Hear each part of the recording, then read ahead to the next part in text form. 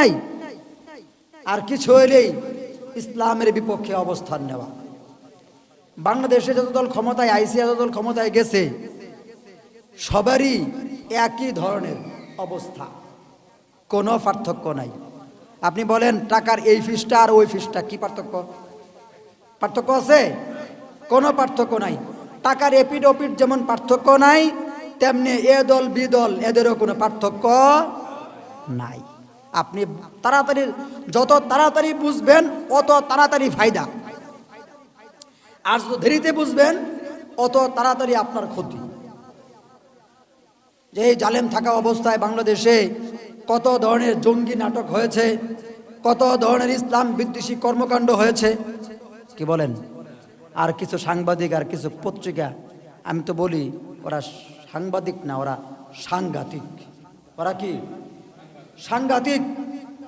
টাকা যে দিছে তার পক্ষে লেখছে, হ্যাঁ। আর ইসলামের বিপক্ষে এক পত্রিকা তো আছেই, একটা না দুই তিনটা পত্রিকা আছে। সমকাল এক পত্রিকা, প্রথম আলো, কি আর প্রথম আলো, প্রথম আলু, প্রথম আলু, এই আলু এ যত জঙ্গিবাদী নাটক আছে সব বয়ে বয়ে করছে। ডেইলি স্টার, এগুলো, এই যে পত্র পত্রিকাগুলো বাংলাদেশে আছে, এই সবগুলো ভারতের এজেন্ট হয়ে বাংলাদেশে কাজ করতেছে। আল্লাহ তাআলা এই পৃথিবীতে আমাদেরকে পাঠাইছেন, মানুষ বানায় পাঠাইছেন। আল্লাযী খালাকাল মাউতা ওয়াল হায়াতা লিয়াবলুয়াকুম আইয়ুকুম আহসানু আমালা ওয়া হুয়াল আজিজুল গফুর। তিনি মানুষের মৃত্যু এবং জীবনকে সৃষ্টি করেছেন এটা দেখার জন্য কে ভালো আমল করে আর কে মন্দ আমল করে। যে ভালো আমল করে তার জন্য রয়েছে শান্তি, আর যে ভালো আমল করে না তার জন্য রয়েছে আযাব গজবের ব্যবস্থা। আল্লাহ পাক রব্বুল আলামিন মহাপরাক্রমশালী প্রজ্ঞাময়। এই পৃথিবীতে যত মানুষ এসেছে সকল মানুষকেই, এই পৃথিবীতে যত মানুষ এসেছে সকলকেই একদিন পৃথিবীর মায়া ত্যাগ করে দুনিয়া থেকে বিদায় নিয়ে অন্ধকার কবরে চলে যেতে হবে। ওই অন্ধকার কবরে, এমন এক কবরে যেতে হবে যে কবরে কোনো দিন আপনি যান নাই, যে কবরের কোনো খবর আপনার কাছে নাই, যে কবরের বিছানা নাই, যে কবরের কোনো ঠিকানাও নাই, যে কবরের কোনো সাথীও নাই, কোনো বাতিও নাই। এমন এক কবরের দিকে যাত্রা করতে হবে। আলমে বরজখের সময় হলো 40,000 বছর, কবরে জগতে থাকতে হবে 40,000 বছর। আর হাসরে মাঠে 50,000 বছর, আর পুলসিরাতের উপরে 30,000 বছর। 1,20,000 বছর সময় পার হলে তারপরে আপনি জান্নাতে নাকি জাহান্নামে সেটা ঠিক হবে। জান্নাতি হলে জান্নাতে যাবেন, জাহান্নামী হলে জাহান্নামে যেতে হবে। কেউ জাহান্নামের আগুন থেকে বাঁচাতে পারবে না।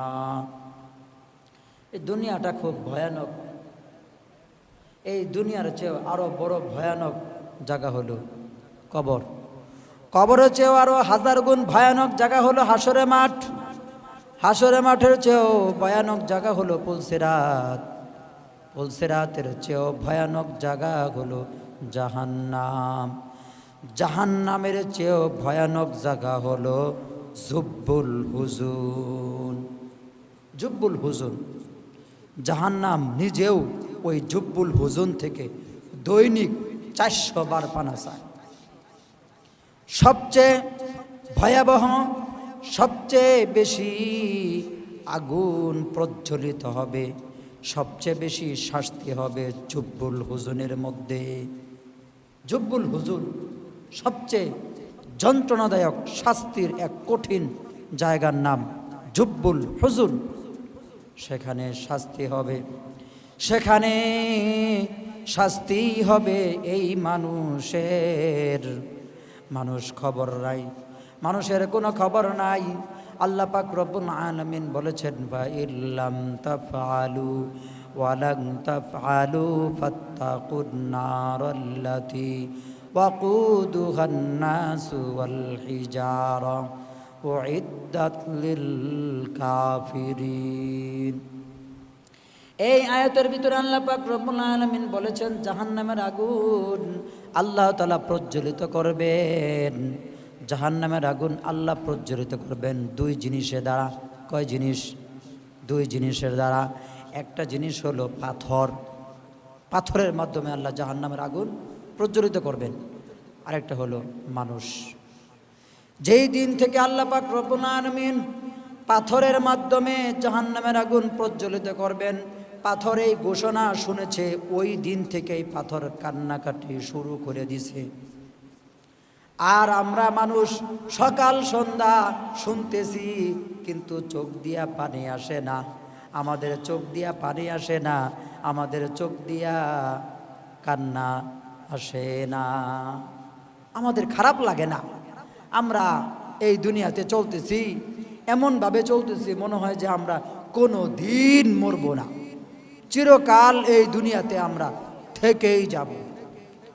অথচ কিছুদিন পর পর আমাদের সামনে থেকে অনেক সাথী, অনেক ভাই মারা যাইতেছে।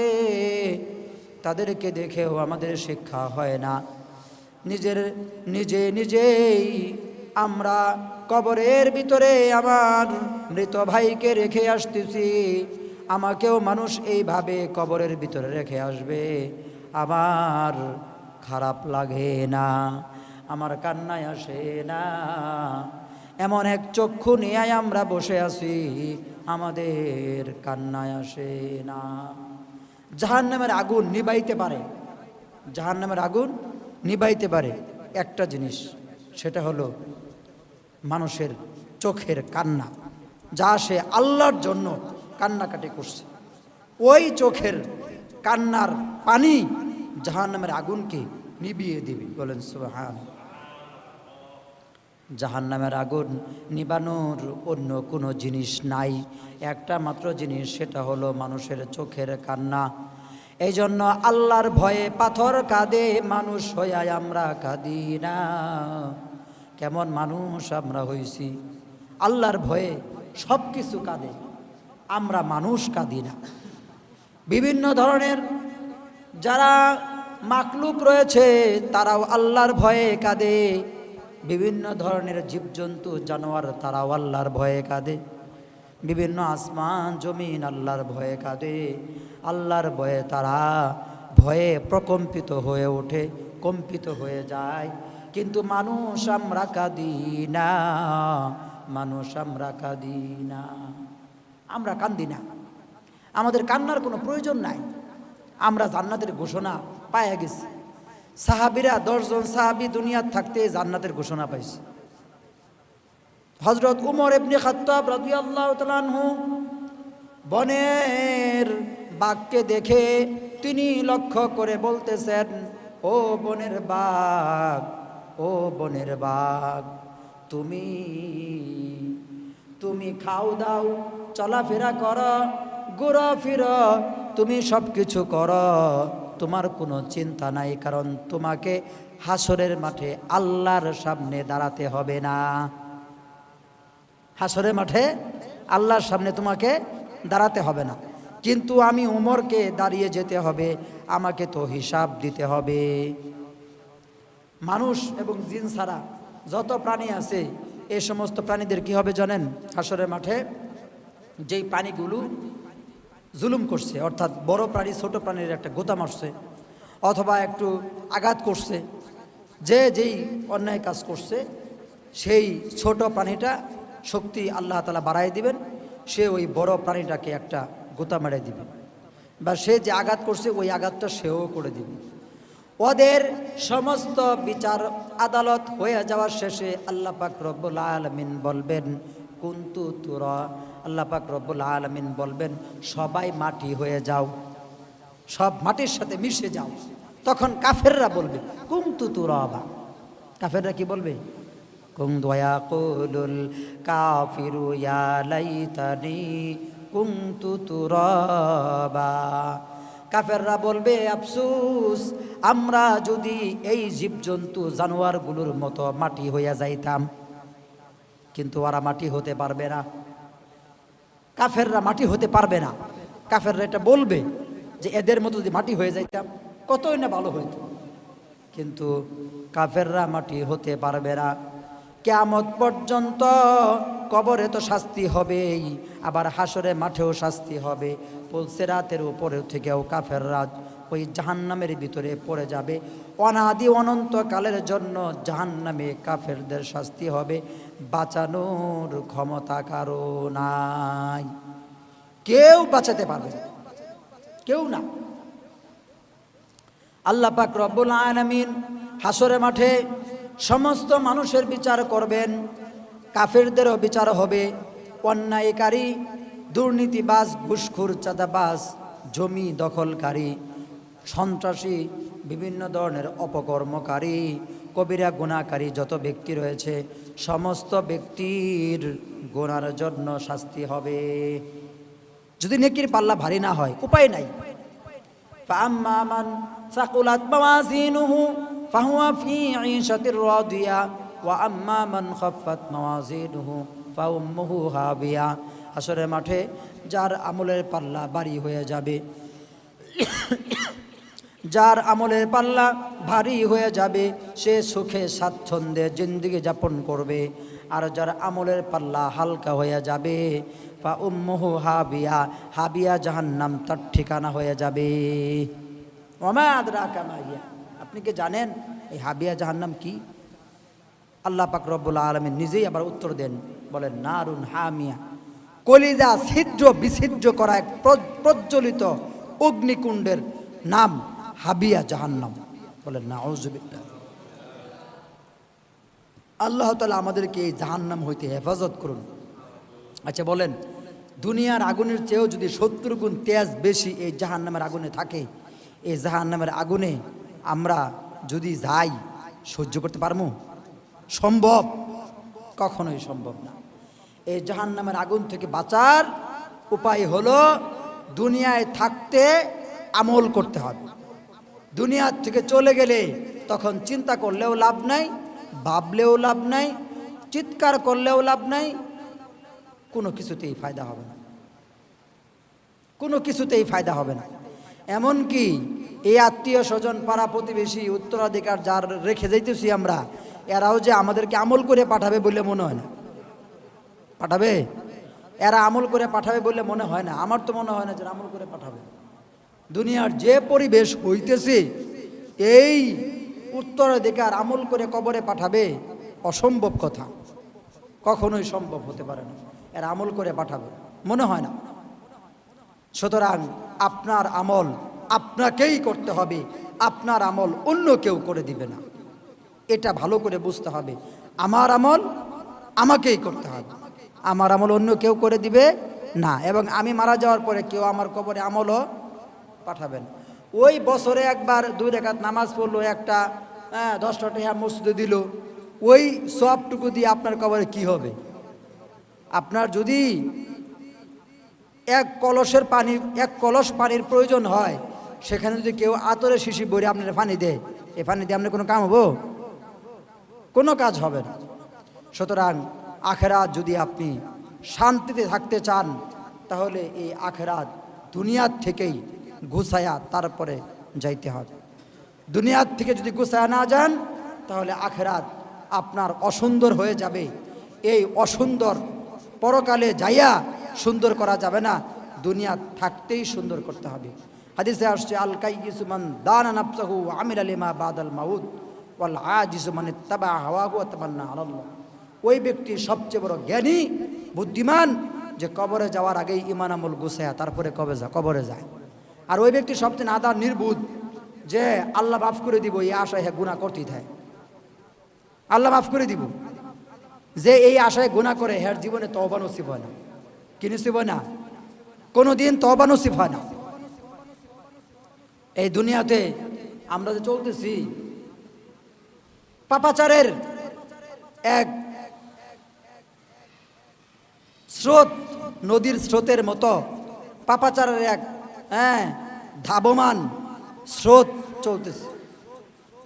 মানে কে কাটছে বেশি পাপ কাজ করবে, কে কাটছে বেশি অন্যায় কাজ করবে, এবং নিজে যে অন্যায় কাজ করতেছে, গুনাহের কাজ করতেছে, তার মনেই হয় না। কেউ যদি গুনাহকে ঘৃণা না করে তো তার ইমানেরই 12টা বেজে যাবে। ইমান থাকে কিনা সন্দেহ। গুনার কাজকে ঘৃণা করতে হবে। কিন্তু দুঃখ এবং দুর্ভাগ্যের বিষয় হলো, বাংলাদেশের মানুষ যেভাবে জিন্দেগি যাপন করতেছে আর যেইভাবে বিভিন্ন গুনাহের মধ্যে প্রতিযোগিতায় নেমে গেছে, এরা কিভাবে পরকালে মুক্তি পাবে আমার বুঝে আসে না, আমার বুঝে আসে না। অসংখ্য অগণিত গুনার ভিতরে আমরা পড়ে গেছি। সন্ত্রাসী কর্মকাণ্ড বলেন, মানুষের মাল মেরে খাওয়া বলেন, সুদ খাওয়া বলেন, ঘুষ খাওয়া বলেন, মিথ্যা কথা বলেন, বেনামাজি বলেন, নামাজ তরক করা বলেন, তারপরে রমজান মাসে রোজাও রাখে না, হজ ফরজে হজও করে না, হালাল কামাই খায় না, হারাম উপার্জন পুরোটাই। তাহলে জান্নাত কি আল্লাহ তাআলা এই সমস্ত পাপীদেরকে দিবে? কিভাবে দিবে? এদেরকে তো আল্লাহ তাআলা জান্নাত দিবে না। জান্নাত পেতে হলে, কারেন্ট সুইচ অফ করলে, জান্নাত পেতে হলে, জান্নাত যদি আমরা পেতে চাই তাহলে অবশ্যই আমাদেরকে দুনিয়ার থেকে আমল গোছায়া তারপরে যাওয়ান লাগবে, না হলে কিন্তু উপায় নাই। পাপাচারের এই দুনিয়াতে কি না চলছে। বাংলাদেশে সুন্দর একটি আমাদের দেশ, এই দেশে নানান ধরনের অপকর্ম, অন্যায়, অত্যাচার, মানুষের উপরে জুলুম নির্যাতন চলছে আর চলছে। জিনিসপত্রের যে দাম মানুষের বাড়ছে, এই জিনিসপত্রের দাম যারা বাড়াইতেছে, এই সিন্ডিকেট যারা করতেছে, এরা 1 নম্বরে জালেম। এর 1 নম্বরে কি? জালেম। সব মালামাল আটকায়া গোডাউনে স্টক করে রাখছে, আর বাজারে মানুষ খাইতে পারতেছে না, মানুষ মাল কিনতে পারতেছে না। এরা 1 নম্বরে জালেম। এই ধরনের মালামাল স্টক করে রাখা সম্পূর্ণরূপে হারাম। সম্পূর্ণরূপে কি? এবং এরা সবচাইতে বড় জালেম। যে জালেম পালায়া চলে গেছে, ওই জালেমের চেয়েও এরা বড় জালেম। কারণ নিত্য প্রয়োজনীয় জিনিস এগুলো মানুষের সব সময় লাগে, এগুলো যদি দাম বাড়ায় রাখা হয় তাহলে মানুষ চলবে কিভাবে? মানুষ চলতে পারবে? মানুষ চলতে পারবে না। তাহলে বোঝা গেল এই দুনিয়ায় এমনভাবে গুনাহের রাস্তা মানুষ নেমে গেছে, এই রাস্তার থেকে মানুষ ফেরার কোনো চিন্তা ভাবনাই করে না। গুনাহ করতেছে, গুনাহ করতেছে। আর ইসলামের বিপক্ষে অবস্থান নেওয়ার যত ধরনের চক্রান্ত হতে পারে বাংলাদেশে সব চলতেছে, এখনো চলতেছে। ও জালেম যখন ছিল তখনও চলছে, এখনো চলতেছে। বিশেষ করে তন্ত্রমন্ত্রওয়ালারা ইসলামের পক্ষে কথা বলে না। ইসলামের কি ক্ষতি হইল না উন্নতি হইল, ভালো হইল না মন্দ হইল, এগুলো খেয়াল করে না এই তন্ত্রমন্ত্রওয়ালারা। কারণ এদের ইসলাম নিয়ে কোনো ভাবনা নাই। ইসলাম নিয়ে কি নাই? কোনো ভাবনা নাই। এদের ভাবনা খালি ক্ষমতায় কিভাবে যাব, আর মানুষের টাকা কিভাবে মেরে খাবো, কিভাবে নিজের পুঁজি এবং আখের গোছাবো, কিভাবে নিজে দালান কোঠা করব, কিভাবে বিদেশে বাড়ি গাড়ি করব, শুধু এই চিন্তা। মানুষের কল্যাণের চিন্তা এদের মাথায় সামান্যতমও নাই। কি বলেন? সামান্যতমও নাই।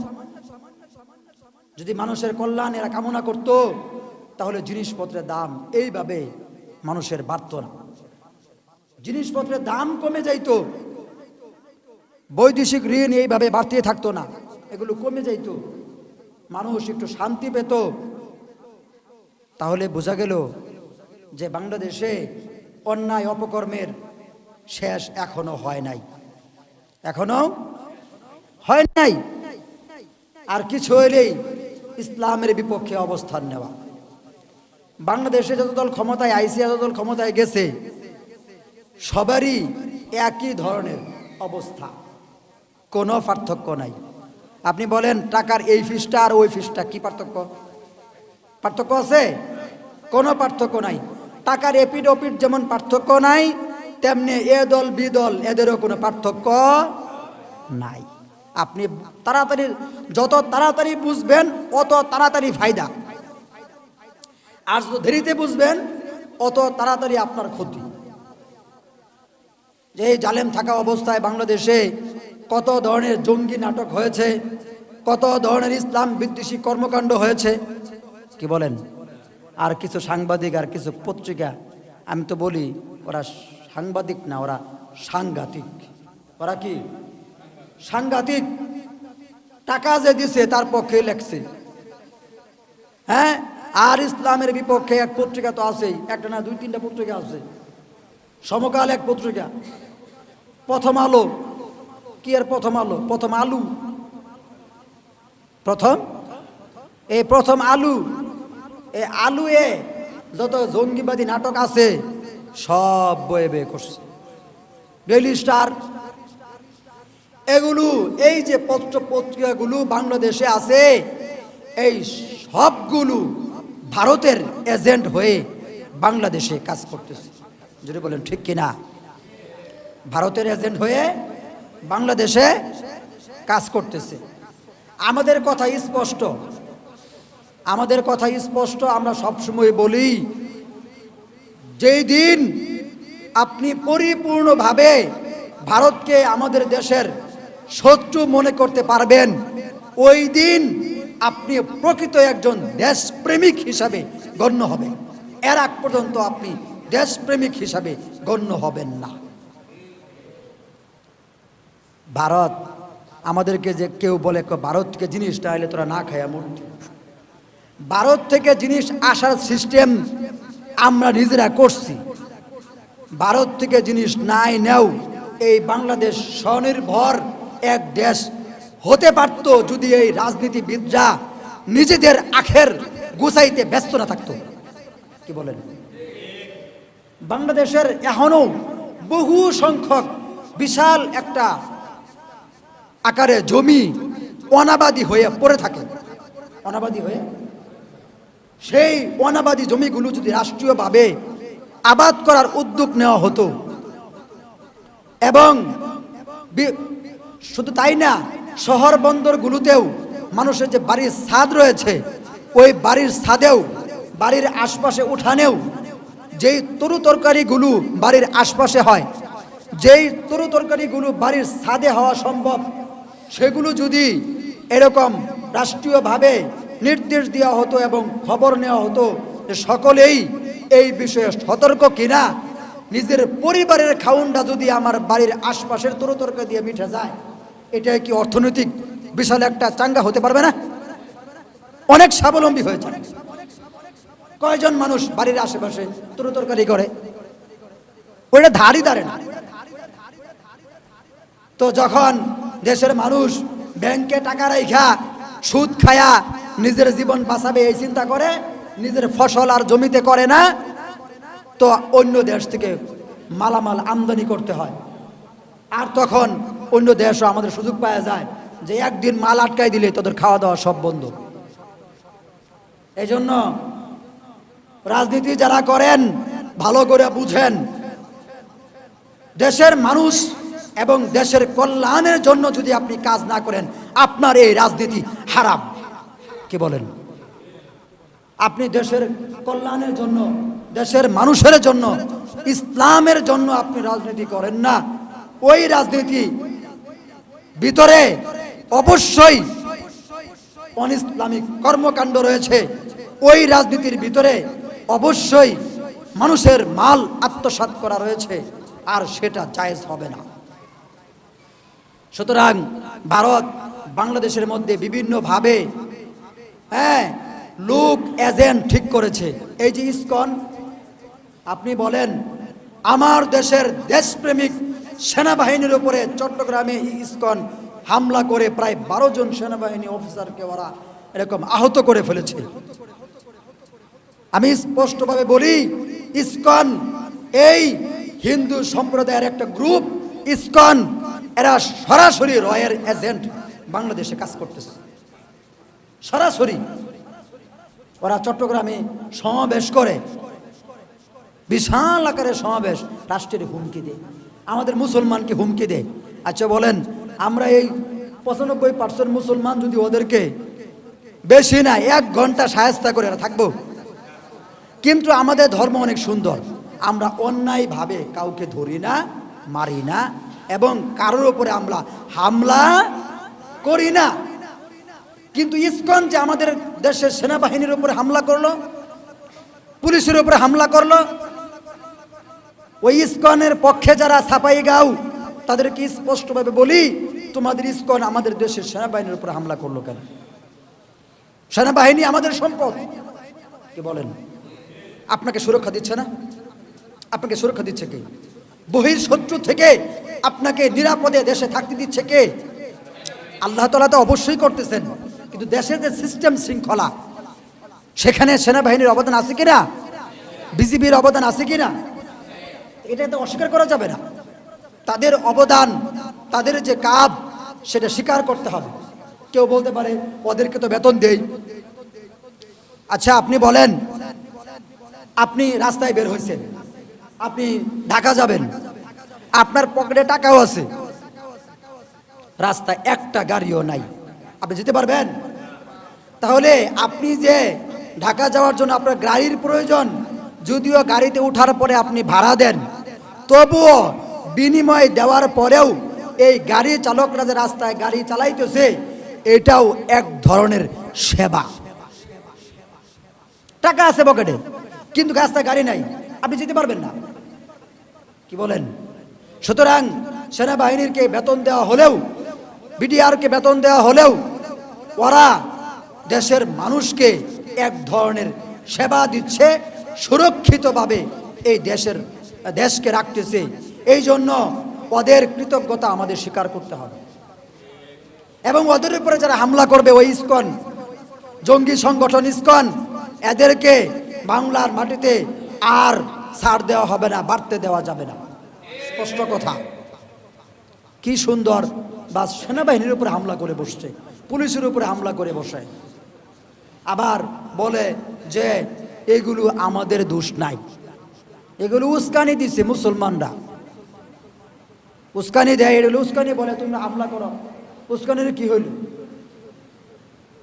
এই ভারতের যত ধরনের আগ্রাসন বাংলাদেশে আছে, সবই বন্ধ হবে, আস্তে আস্তে হবে। বাংলাদেশে স্বনির্ভর এক দেশ হতে বেশি সময় লাগতো না, যদি আমাদের দেশের রাজনীতিবিদগুলো ঠিক হয়ে যেত। মালয়েশিয়া খুব অনুন্নত এক রাষ্ট্র ছিল, কিন্তু ওইখানের রাজনীতিবিদরা কিছুদিনের জন্য ঠিক হয়ে গেছে, বাস বিশ্বের উন্নতশীল রাষ্ট্রের মধ্যে মালয়েশিয়া পৌঁছে গেছে।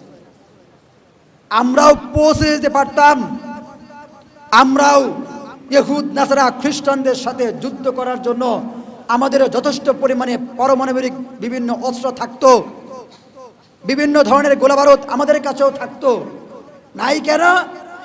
যা রাষ্ট্রীয়ভাবে মজুদ হয় সব নেতারা খেয়ে ফেলে, যা রাষ্ট্রীয়ভাবে মজুদ হয় সব নেতারা পাচার করে ফেলে। ওদিনকে কে যেন পত্রিকা দেখালো, এক নেতার বাড়ি বিদেশে 620টা বাড়ি। কয়টা বাড়ি? আপনি একটা বাড়ি করতে পারেন, আর হ্যাঁ 620টা, তাও আবার এই দেশে না, বিদেশে। তাহলে আপনার কি মনে হয় সবটি বাড়ি সে নিজে কামলা দিয়া টাকা কামাই করে পরে বানাইছে? কি বলেন? প্রতিদিন 500 টাকা করে ময়না পাইছে, আর ওই টাকা দিয়ে 620টা বাড়ি বানাইছে? কি বলেন? আর কামলা ওই বাড়িটি বানানোর জন্য যে রাজমিস্ত্রিগুলো নিয়েছেন, এরা ফেরেশতা আছেন, খালি ফেরেশতারা হুকুম দিচ্ছে, আর 620টা বাড়ি হয়ে গেছে। কি বলেন? কি পরিমাণ দুর্নীতি নেতা করেছে, কি পরিমাণ লুটপাট, মানুষের অর্থ সম্পদ এ নিয়েছে। কি বলেন? এজন্য আমাদের দেশ, আমরা এই দেশের মানুষ, এই দেশের অবস্থা সম্পর্কে আমাদের জেনে বুঝে চলতে হবে। এটি গেলে একটি কথা। দ্বিতীয় কথা হলো, বাংলাদেশ ওই ভারত এবং আমেরিকা এই দুটাই আমাদের চিরশত্রু। আপনি যদি ভারতকে বাদ দিয়ে ওই আমেরিকার পিছনে পড়েন, ওই আমেরিকাও আপনাকে শায়েস্তা করে দিবে। আমেরিকার কাজ হলো, আমেরিকায় কিন্তু কখনোই ওই জমি মধ্যে ফসল উৎপাদন হয় না, কৃষি পণ্য তেমন উৎপাদন হয় না, ওদের কৃষি পণ্য উৎপাদন খুব কম। ওদের টাকা হইল, অর্থ সম্পদ হইল খালি অস্ত্র ব্যবসা করিয়া। কি ব্যবসা করিয়া? ওরা যখন দেখে ওদের ব্যবসায় লস হইতেছে, বাস দুই দেশের মধ্যে যুদ্ধ লাগাই দেয়। অস্ত্র এদের কাছেও বেছে, অস্ত্র ওদের কাছেও বেছে, গোপন ভাবে সবার কাছে অস্ত্র বেছে। বাংলাদেশ যদি এই আমেরিকা যুক্তরাষ্ট্র ব্যবহার করতে চায়, আরে ওই মিয়ানমার এবং চীনকে দখল করার জন্য বা আক্রমণ সরাসরি কক্সবাজার যদি ওরা দখল করতে চায়, ভারতকে যেইভাবে জালেম সরকার সহ আমরা তাড়িয়ে দিয়েছি, ওদেরকেও এইভাবে আমরা তাড়াইয়া দিব। এই জনগণই আমাদের মূল স্পৃহা, আমরা এই মানুষ নিয়েই মাঠে নেমে যাব। আর নারায়ে তাকবীর আল্লাহু আকবার বলবো, ওই রাজা গৌর গোবিন্দের মতো তার রাজ সিংহাসন খান খান করে ধসে যাবে। কি বলেন, ঠিক কিনা? ওরা আমাদের দেশকে ওরা বলে যে আমরা ওই কক্সবাজার, বান্দরবান, খাগড়াছড়ি এবং সেন্ট মার্টিন সহ ওই জায়গাটা আমাদের দিয়ে দাও, ওই জায়গাটা আমাদের দরকার। ওরা ওইখানে সেকেন্ড পারমাণবিক কেন্দ্র বানাবে, এই বানাবে সেই বানাবে। আমাদের দেশের 1 ইঞ্চি মাটি কোন বহির বিশ্বের দানবরে আমরা দিব না। কি বলেন, ঠিক কিনা? মুসলমান তার দেশের ভূখণ্ডকে নিরাপদ রাখাও এটা ইমানি দায়িত্ব মিয়া। এটা কি দায়িত্ব? ইমানি দায়িত্ব। হাদিসে আসছে, যারা ভূখণ্ড পাহারা দিবে প্রতিদিন ওরা 1000 বছরের নফল ইবাদত সফল। তাহলে আমাদের ভূখণ্ডের মধ্যে যদি কেউ হাত দেয়, তো ওদের বিরুদ্ধে আমরা কথা বলবো না? অবশ্যই ওদের বিরুদ্ধে আমরা কথা বলবো। সুতরাং এই যুক্তরাষ্ট্রকেও বাংলার মাটিতে ঢুকতে দেওয়া হবে না। ওইখানে ডাম ক্ষমতায় আসবে নাকি টাম ক্ষমতায় আসবে, তাতে আমাদের কিচ্ছু যায় আসে না। ওদের ক্ষমতা নিয়ে ওরা বসে থাক। আরেকটা কথা, চিকুন কথা বলি। কয়েকদিন আগে আমি আপনাদের এই জুমাতে বলছিলাম, লা ইউফলিহা কওমুন ওয়াল্লাউ আমরাহুম ইমরাআতান। যেই জাতি তাদের শাসনভার ক্ষমতা কোনো নারীর হাতে দিবে, ওই জাতি ধ্বংস হওয়ার জন্য যথেষ্ট। এই হাদিস বুখারীতে আছে, এই হাদিস মুসলিম শরীফে আছে। অশুদ্ধ হাদিস হওয়ার কোনো সিস্টেম নাই।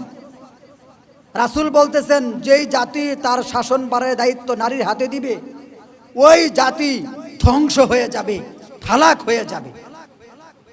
আপনি বলেন, আমরা তো ইহুদ নাসারা খ্রিস্টানদের চেয়েও আরো নিকৃষ্ট হয়ে গেছি। বিষয়টা এরকম না? আপনি দেখেন, যুক্তরাষ্ট্রে যে নির্বাচন হলো, এই নির্বাচনে কমলা হ্যারিস আর ডোনাল্ড ট্রাম্প, তারা দুইজন নির্বাচন করেছে।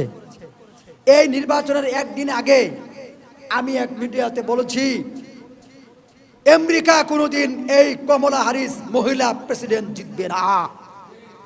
ওদের যত ধরনের জরিপ আছে, সমস্ত জরিপে কমলা হ্যারিস এগিয়ে ছিল, সমস্ত জরিপে। এবং ওদের যারা ভবিষ্যৎবাণী করে জ্যোতিষ, সকলেই 4-5টা জ্যোতিষ, সকল জ্যোতিষ বলেছে কমলা হ্যারিস জিতবে। আমি এক মিডিয়াতে বলছিলাম একদিন আগে, কখনোই আমেরিকাতে কোনো মহিলা প্রেসিডেন্ট জিতবে না। আমেরিকার মানুষ একটা পাগল, জোকার, গাধা, তারে প্রেসিডেন্ট বানাবে, কিন্তু নারীরে প্রেসিডেন্ট বানাবে না। তাইলে বোঝেন, আমরা তো নারীরে প্রেসিডেন্ট বানাই। কি বলেন? তাহলে আমরা ওই ইহুদ নাসারা খ্রিস্টানদের চেয়েও আরো জঘন্য হয়ে গেছি না? আমাদের তো এই খবর থাকে না। আমেরিকা ওরা খ্রিস্টান, ওরা সারা দিন মুখের ফেনা তুলে ফেলে নারীর অধিকার বাস্তবায়ন করতে হবে, নারীর অধিকার রাখতে হবে, নারী এই করতে হবে, নারীকে এমনি বানাতে হবে, মন্ত্রী বানাতে হবে, নারীকে এই করতে হবে, সেই করতে হবে, নারীকে মাথার তাজ বানিয়ে রাখতে হবে, গাছের আগায় তুলে রাখতে হবে, সারাদিন ভাষণ দেয়। অথচ একটা নারী প্রেসিডেন্ট ওরা বানায় না। এই ট্রাম্পের কাছে এর আগের বারে হিলারি ক্লিনটন হেরেছিল। আমেরিকার মানুষ গাধা ঝুকার এক ট্রাম্পরে হেরা প্রেসিডেন্ট বানায়, কিন্তু তাদের ট্রাম্পের চেয়ে হাজার গুণ শ্রেষ্ঠ মেধাবী তাদের দৃষ্টিকোণ থেকে আর কি, সে হিলারি ক্লিনটন আর কমলা হ্যারিসকে ওরা প্রেসিডেন্ট বানায় না। আর আমরা কি করি? তাড়াতাড়ি বেডি কই আছে, ওই বেডি রে খাড়া কর, ওই বেডি রে খাড়া করে ওই বেডি রে নির্বাচন করে ফাঁস করা। ও বেডির কাছে তুই বিয়া ববি নাকি? বেডির ফাঁসে দৌড় ফারো, কি বলেন? বিয়া বললে কেন ওই বেডির ফাঁসে দৌড় ফারো? বেডির ফেসো নাকি? কি বলেন? বেডির থেকে দূরে সরতে হয়। এমন ভাবে আমাদের চলতে হবে, যেখানেই আমি ভোট দিব, আমি ভোট দিলে পুরুষকে দিব। তাকে দিব। এবং বাংলাদেশের সংবিধানে না ভোট সংযুক্ত করতে হবে। কি ভোট সংযুক্ত করতে হবে? 5টা প্রার্থী দাঁড়াইছে, একটারও পছন্দ না, ব্যক্তি একাম্যা, তো আপনি কি করবেন? আপনি না ভোট দিবেন, এটির একটা পছন্দ না। এ না ভোট উঠাই দিছে আওয়ামী শাসন, এরা উঠাই দিছে। না ভোট সংযুক্ত করতে হবে, যাতে করে 10 জন প্রার্থী হলে একজনও যদি আমার মতে শরীয়ত সম্মত না হয়, আমি কাউরেই ভোট দেব না, না ভোট দিয়ে আসবো। যদি সারা বাংলাদেশে না ভোট সব জায়গায় জয়যুক্ত হয়, আবার নির্বাচন হবে। কি বলেন? কিন্তু এই না ভোট রাখা হয় না, বাস গিরির ভোট রাইতে সলে বিয়ালে এমনে সেমনে বাক্স ভরিয়া চুরি করে ডাহাতি করে যেমনি নির্বাচন শেষ করে মানুষের সম্পত্তি তাড়াতাড়ি করে খাওয়ার ব্যবস্থা করে। আপনি বলেন এই সিটি কর্পোরেশনে যে নিয়ম সিস্টেম করেছে, কি আপনি আপনার বাড়ির ভিতরে মোটর গাড়বেন, এটা কি জুলুম না? আপনার বাড়িতে আপনি মোটর গাড়বেন, ওদেরকে টাকা দিতে হবে কেন? অবশ্যই এটা জুলুম। কি বলেন? কত ধরনের জুলুম যে আমাদের দেশে হচ্ছে, আমরা উন্নত করব কেমনে? উন্নত তো আমাদেরকে হতে দেয় না এরা। এই জন্য আমাদেরকে এখন চিন্তা করার সময় আসছে, বুঝে শুনে ভেবে চিন্তে চলার সময় আসছে। আর হুজুগে বাঙালি দৌড় দিয়েন না, আর যে যা বলবে তাতেই দৌড় দিয়েন না। আর কেউ 50, 100, 200, 500 টাকা দিলেই ভোটটা বিক্রি করেন না। কেউ 2,000, 5,000 টাকা দিলে বদমাশ একজনের পক্ষে নির্বাচন করে দিয়েন না। যদি এটা করেন তাহলে কি হবে? ভালো করে হাদিস শুনেন। রাসূল বলছেন, মান তাশাব্বাহা বিকৌমিন ফাহুয়া মিনহুম। যে যার সাথে সাদৃশ্য রাখবে। আপনি বলেন, যে যার নির্বাচনটা করে দিল তার সাথে কি তার সাদৃশ্য হইল না? ও যে যার নির্বাচন করে দেয়, হ্যাঁ দেয়া হয় না নাকি? এরকম কি? হ্যাঁ রে পছন্দ করে কারণে তো হ্যাঁ নির্বাচনটা করে দিতেছে নাকি? অথবা টেয়া পাইছে নাকি? তাহলে হ্যার সাথে হ্যার কি হইলো? মিল হইলো। যার সাথে যার মিল হবে, হাসরটাও তার সাথেই তার হবে, সে তাদেরই অন্তর্ভুক্ত থাকবে। তাহলে আপনি আমল করে কই যাবেন? আপনি তো আগেই ওই ফেরাউন টেরাউন ওই হাসিনা ওলা যারা আছে ওদের পক্ষে হয়ে গেছেন। তা আপনি আমল করে তবে যেতে পারবেন না। আল্লাহ তাআলা বলবেন, ওমতাজুল ইয়াওমা আইয়ুহাল মুজরিমুন, এ পাপিষ্ঠরা তোরা নেককারদের থেকে আলাদা হয়ে যা। তখন আসরের মাঠে পাপিষ্ঠরা নেককারদের থেকে আলাদা হয়ে যাবে। ওইখানে আল্লাহর এই ঘোষণা দেওয়া মাত্রই সাথে সাথে আলাদা হয়ে যাবে। তো আলাদা যদি হয়ে যান আর পাপিষ্ঠদের দলে যদি আপনি চলে যান, তাহলে আপনি সবচেয়ে বড় জান্নাতটা আল্লাহ আপনারে দিব নাকি? হ্যাঁ ঠিক। পাপিষ্ঠরা নেককারদের থেকে আলাদা হয়ে যাও। এই জন্য আপনি আপনার ঈমান, আপনার আমল যারে তারে দেওয়া যাবে না, যার তার কাছে বিক্রি করা যাবে না। আপনার ভোট আপনি দিবেন, আপনি আপনার মতো করে চলবেন, আপনি ইসলামের অনুযায়ী চলবেন, ওই বাতিল বুত্তাল কাফের কুফফার লম্পট লুচ্চা বদমাইশদের অনুযায়ী আপনি চলবেন না। যদি চলেন পরিণতি কিন্তু আপনারই খারাপ হবে। পরিণতি কি খারাপ হবে? মানুষের খারাপ হবে না, আপনারই খারাপ হবে। আপনারই পরকাল নষ্ট হবে, আপনারই কবর হাসর মিজান পুলসিরাতে সব জায়গায় ধরা আপনাকেই খেতে হবে। আল্লাহ তাআলা কোরআন শরীফে বলছেন, হাসরের মাঠে ওই সমস্ত নেতাদের নাম ধরে ধরে ডাকা হবে, আর বলা হবে তোমাদের সাঙ্গ ফাঙ্গ কারা, ওদেরকে নিয়ে আসো। আচ্ছা, যেই নেতা দাড়ি নাই, মুছ নাই, নামাজ পড়ে না, জীবনে এক উক্ত, গাঞ্জা খায় 5 উক্ত, সারাদিন মদ লুয়ে বয়ে উঠে, নারী লুয়ে বয়ে উঠে, হ্যাঁ আল্লাহ আল্লাহ বুজুর্গ, তাহলে ওই ওদের পিছনে যেটি ঘুরে, তাহলে ওরা তো ওর সাথেই জাহান্নামে যাবে নাকি? শুনেন, ভালো করে মনে রাখেন, আমি সকলের সাথেই কথা বলি, এইটা ঠিক, কিন্তু শরীয়তের বিপক্ষে যে চলেন আমি তাকে ঘৃণা করি, আমি তার পছন্দ করি না, মনে প্রাণে আমি তাকে ঘৃণা করি, এটা আমার মনের কথা। আমি আপনাকে ভালোবাসি না। যারাই এখানেও যারা আছেন, শরীয়তের বাইরে আপনি যেইটুকু চলেন ওই বিষয়ে আমি আপনাকে ঘৃণা করি। কে বলতে পারে হুজুর মানুষকে না ঘৃণা করা নিষেধ? তা আমি হেরে তো ঘৃণা করছি না, কামটারই তো ঘৃণা করতেছি, কামটা তো করছে। হেই কি বলেন? যখন আকামের কথা মনে হয় তখন তো নজরটা আমার তার দিকেই যায়, নজরটা তো অন্য মেয়ে যায় না। এজন্য শরীয়ত অনুযায়ী চলবেন।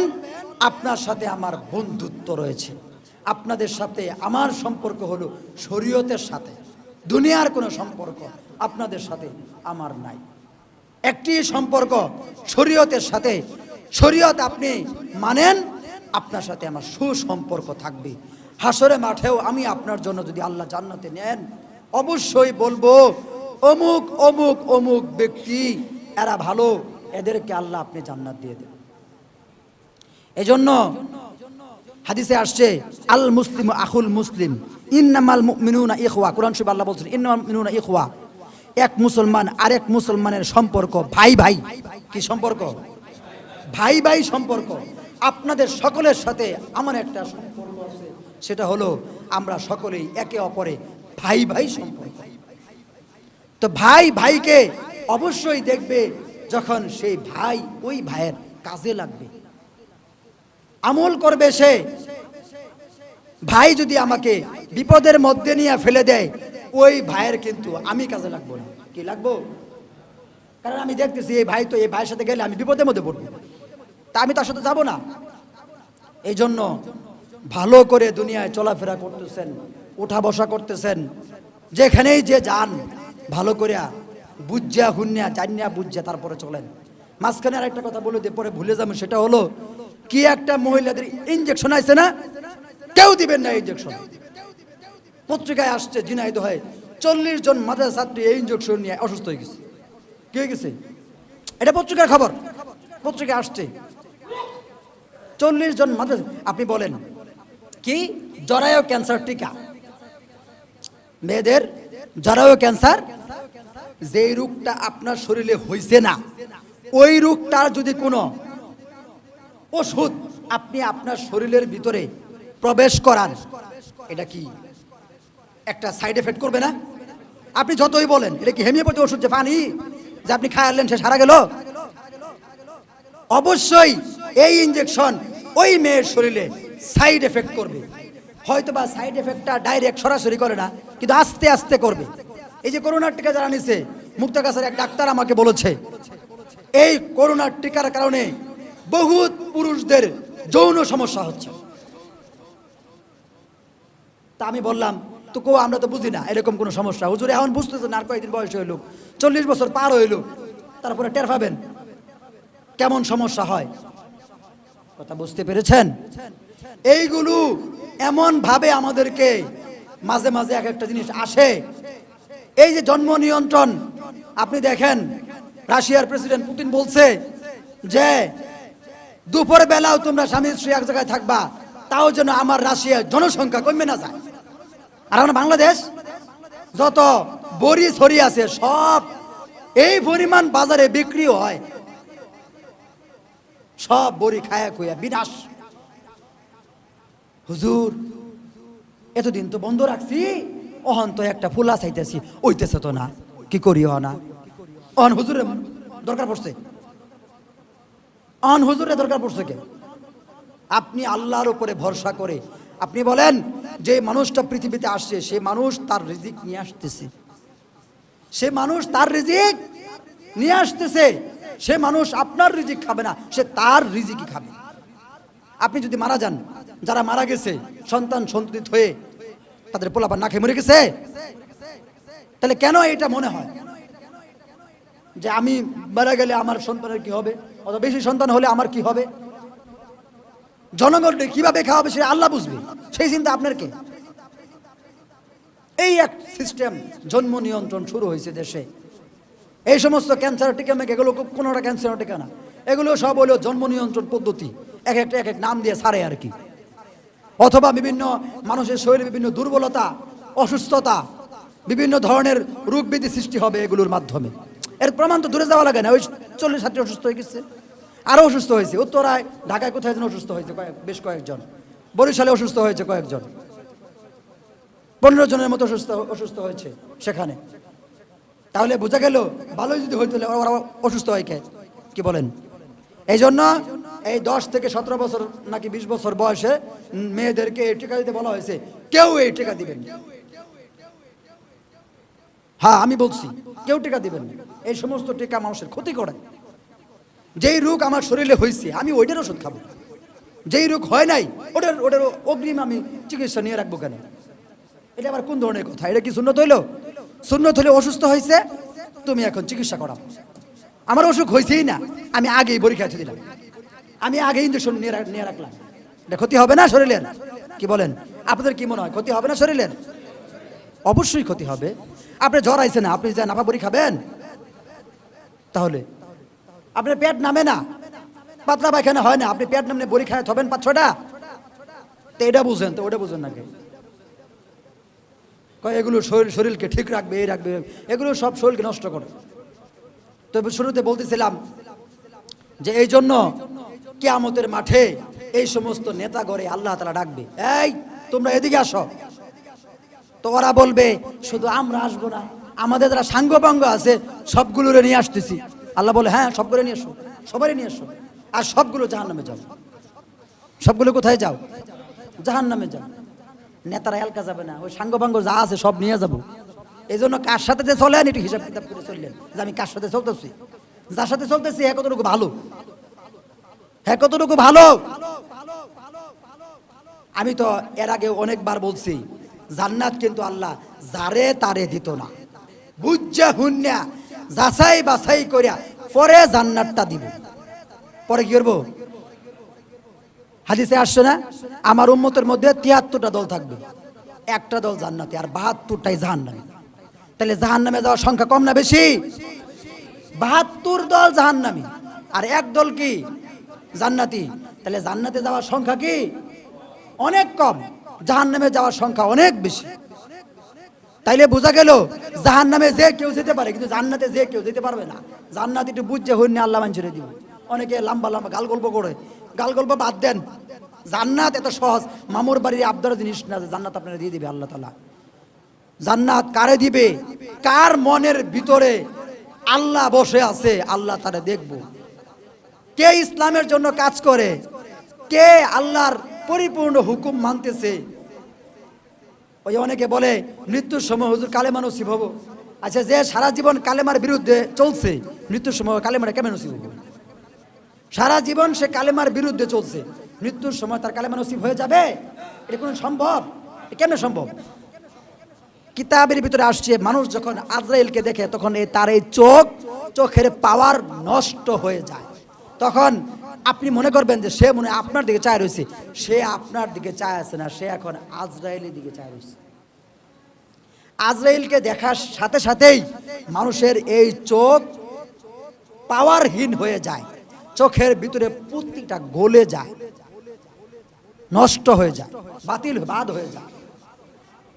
তখন সে যেদিকেই তাকায় সব দিকেই সে আজরাইলকেই দেখতে পায়, দুনিয়ার কোনো কিছু সে আর দেখতে পায় না। দুনিয়ার কোনো কিছু আর সে দেখতে পায় না।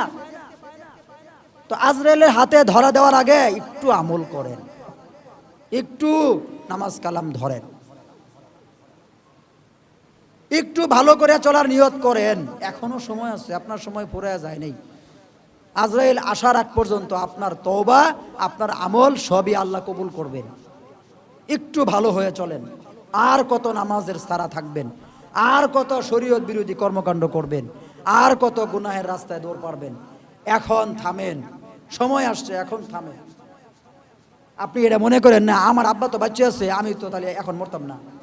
তা আমাদের আবুল হোসেন ভাই কি হইল, কি বলেন? আবুল হোসেন ভাইয়ের আব্বা বাচ্চা আছে না? তার মা বেঁচে আছে না? তো মাঝখানে উনি কি গেল? তো উনি যদি মনে করতো যে আমার আব্বা মরে যাবো, পরে আম্মা মরবো, তারপরে আমার সিরিয়াল, কিন্তু এই সিরিয়াল কি ঠিক আছে? ওই যে আমরা বলতেছি যে আমাদের আবুল হোসেন ভাই মানে যদি এই কাজটা না করতো, অমনি যাইতো, ওই দিন না যাইতো, আজকে ওইখানে যাইতো, এই হইতো সেই হইতো। আসলে এগুলো সবগুলোই বেহুদা কথা। উনি ওইভাবেই মরবে, উনি ওইভাবেই মারা যাবে। উনার তকদিরে ওইভাবেই মৃত্যু লেখা আছে। আমি যে সবসময় আপনাদেরকে বলি, আজরাইল দেখা দেয় এক জায়গায়, কিন্তু তার মৃত্যুর শেষ নিঃশ্বাস ত্যাগ হবে ভিন্ন জায়গায়। সিস্টেমে, কলা কৌশলে ওই মানুষটাকে মানুষ সেখানেই নিয়ে যায়, ওই মানুষটাকে সেখানেই নিয়ে যায়। তার কপালে লেখা আছে তার মৃত্যু ওই ঢাকা বার্ন ইউনিটি হবে। চাইলেই কি আপনি তার বাড়িতে অথবা ময়মনসিংহে যান, তার বের হবে এটা পারবেন? ওইখানেই সে যাবে, যে কোনো মূল্যে ওইখানে সে যাবে, যে কোনো মূল্যে ওইখানে যাবে। আর ওইখানে যাওয়ার পরে সে মারা গেছে। খবর আসছে, আমি ঘুমায় পড়ছি, আমি অসুস্থ, প্রায় 1 মাস যাবত আমি অসুস্থ, আমি অনেক অসুস্থ। কি যে হয়েছে আল্লাহই জানে। তো আমি ঘুমায় পড়ছি, তো আমার একজন ফোন দিয়ে বলছে যে ভাই অমুক মারা গেছে। তো অমুক মারা গেছে খবর যখন আমার কাছে আসছে, এই যে ভাই আমাদের প্রিয় ভাই আবুল হোসেন ভাই, তিনি চলে গেলেন, তিনি দুনিয়ার থেকে চলে গেছেন। আচ্ছা বলেন, তার বয়স 100 বছর হয়ে গেছে? 60 বছরও তো মনে হয় নাই, না হয়েছে? 60 বছর হয় না, সর্বোচ্চ 50-52 হতে পারে। 60 বছরও কিন্তু এখনো হয় নাই। দাড়িগুলোও তো পাকে নাই, চুলগুলোও তো পাকে নাই। পাকছে? পাকে নাই। এই যে সিরিয়াল ওভারটেক, বাবার আগেই ছেলে চলে যাওয়া, মা বৃদ্ধ মা পড়ে আছে, তার আগেই ছেলে চলে যাওয়া, এই যে সিরিয়ালের দরপতন, সিরিয়াল ওভারটেক করেও কাউকে আল্লাহ তাআলা জমিন থেকে কবরের মাটিতে গ্রাস করে নিয়ে যায়। এইটা কেন বুঝেন না? কেন আপনাদের মনে হয় না? এই যে বারবার বলি, এখনো সাবধান হন, সময় আসছে, এখনো কি হন? সাবধান হন। আর কবে বুঝবেন? কবে আপনাদের আর বুদ্ধি হবে? কবে আপনারা আর বুঝবেন? কবে আপনাদের এই পরকাল সম্পর্কে আপনাদের মাথা মগজ জাগ্রত হবে? আলহামদুলিল্লাহ, আমার ভাই, আমি আমার ভাই বলেই তাকে সম্বোধন করছি। আমি তার উপরে খুশি, আশা করি এখানে যারা আছেন সকলেই তার উপরে খুশি আছেন। কি বলেন, ঠিক কিনা?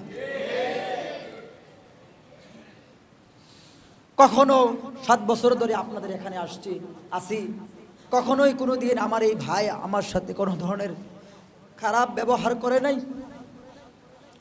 কখনোই আমার এই ভাই আমার সাথে কোনো ধরনের বেয়াদবিমূলক কোনো কথা বলে নাই। আমি আমার এই ভাইয়ের উপরে খুশি। আল্লাহ যেন আমার এই ভাইয়ের উপরে খুশি হয়ে যান। আল্লাহ যেন তার কোনো গুনাহের কারণে, তার কোনো কৃতকর্মের কারণে তাকে কবরে শাস্তি না দেন। আল্লাহ যেন তার উপরে সন্তুষ্ট হয়ে যান।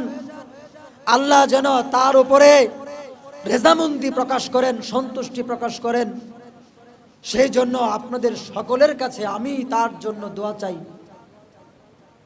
এতিম 3 সন্তান তিনি রেখে গেছেন।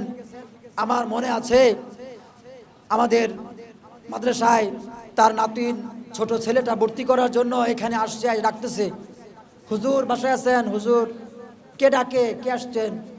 আমি আবুল হোসেন। আবুল হোসেন আছি আমি। আর কোনোদিন আমার এসে বলবে না হুজুর আসেন একটু, আমি ডাকতেছি আমি আবুল হোসেন, আর বলবে?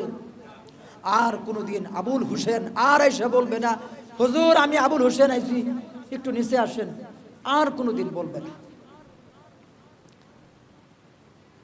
এই ভাই কবরে চলে গেছে, তো আয়সা বলতেছে হুজুর আমার কোনো ছেলে নাই, একটা নাতিন হয়েছে, আপনার হাতে দিলাম, মানুষ করে দিয়েন।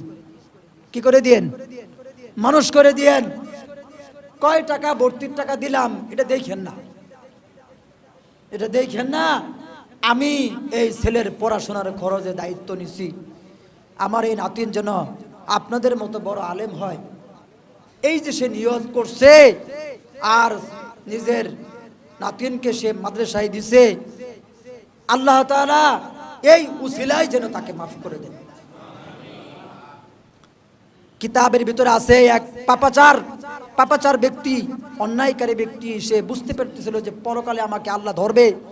তার স্ত্রীর পেটের ভিতরে এক বাচ্চা ছিল, তো বলেছিল আমার এই সন্তান যদি তোমার পেট থেকে হয়, যদি ছেলে হয় মাদ্রাসায় দিও।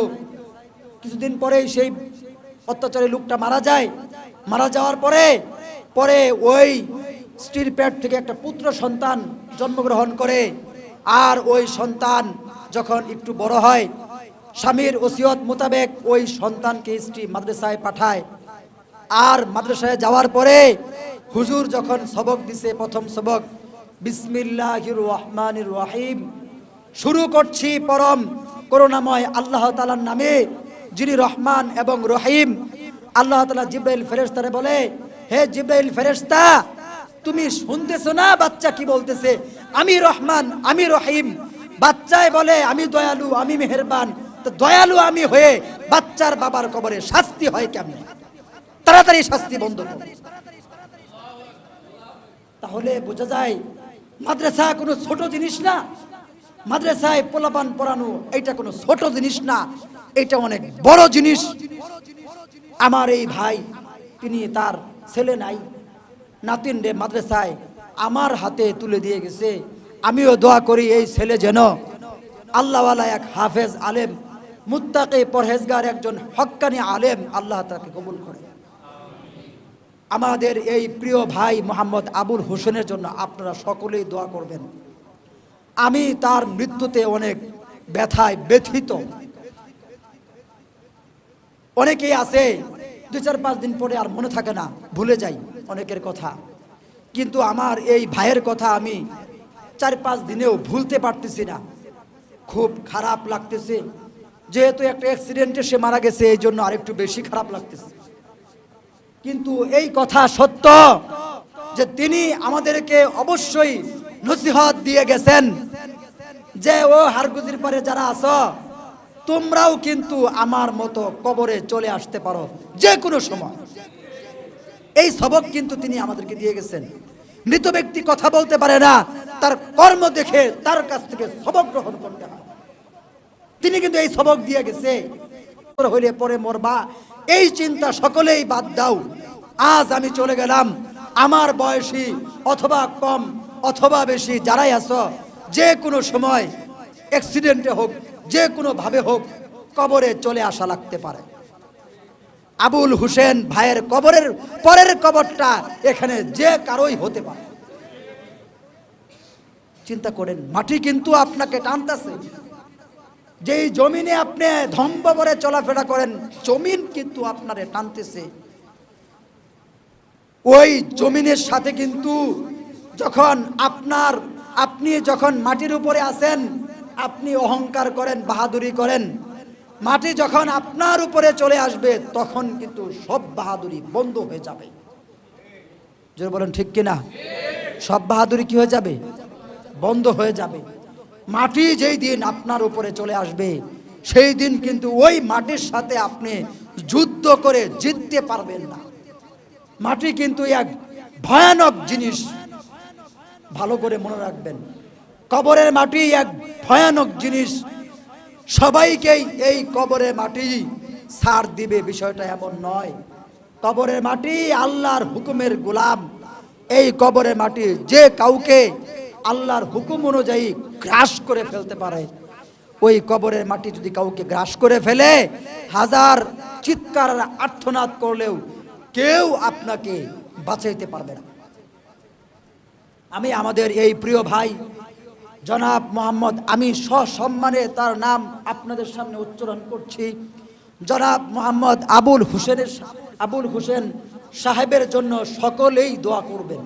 করবেন তো ইনশাআল্লাহ?